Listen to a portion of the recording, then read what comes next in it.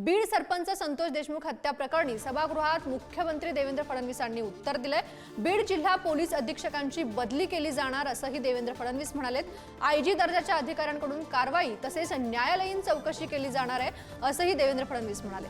खंडणीच्या फिर्यादीत वाल्मिक कराडांचं नाव आहे असंही फडणवीसांचं म्हणणं आहे। हत्येच्या गुन्ह्यातला सहभाग तपासला जाणार तसंच अशी माहिती अशी घोषणा देवेंद्र फडणवीसांनी सभागृहात केली।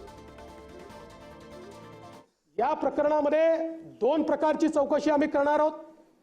एक आयजी लेवल अधिकारी यांच्या अंतर्गत एसआयटी तयार केलेली आहे। ती एसआयटी या प्रकरणाची पूर्ण चौकशी करेल आणि दुसरीकडे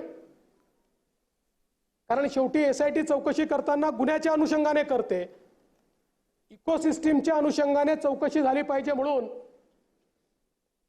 न्यायालयीन चौकशी देखील या संपूर्ण प्रकरणाची या ठिकाणी केली जाईल। आणि मग मध्यंतरीच्या काळामध्ये हे सगळे निर्धावलेले अशा प्रकारचं काम करताना आपल्याला पाहायला मिळतात।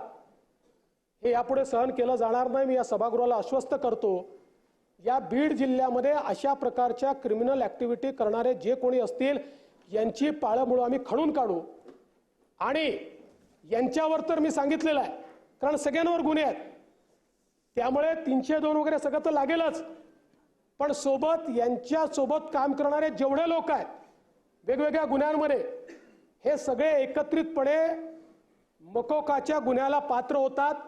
त्यामुळे यांच्यावर मकोका देखील या ठिकाणी लावण्यात येईल।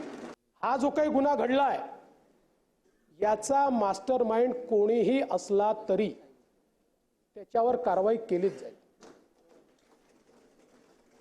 आपण वारंवार वाल्मिक कराडचं नाव घेतलं म्हणून नाव घेऊन सांगतो की या गुन्ह्यामध्ये एका गुन्ह्यात तर त्याचा पुरावा दिसतोच आहे, त्याच्यावर कारवाई होणारच आहे, पण याही गुन्ह्यामध्ये जर वाल्मिक कराड बद्दलचे पुरावे असतील तर तो कोण आहे, कुठल्या पक्षाचा आहे, कोणाकोणासोबत फोटो आहे, सगळ्यांसोबतच आहे, आमच्या सोबत आहे, यांच्या सोबत आहे, पवार साहेबांसोबत आहे, सगळ्यांसोबत आहे, कोणासोबत फोटो आहे याचा विचार न करता कारवाई केली जाईल। कोणाच्या जीवाचं मोल आपण पैशाने करू शकत नाही, तथापि एक छोटीशी मदत म्हणून त्यांच्या परिवाराला 10 लाख रुपयाची मदत ही राज्य सरकारच्या वतीनं करण्यात येईल आणि या संपूर्ण प्रकरणाची गंभीरता आणि त्यासोबत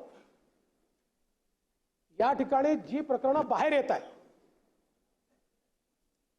या सगळ्या प्रकरणांमध्ये कुठेतरी पोलीस प्रशासनाची कुचराई दिसत असल्यामुळे बीडच्या एसपींना ट्रान्सफर करण्याचा निर्णय हा या ठिकाणी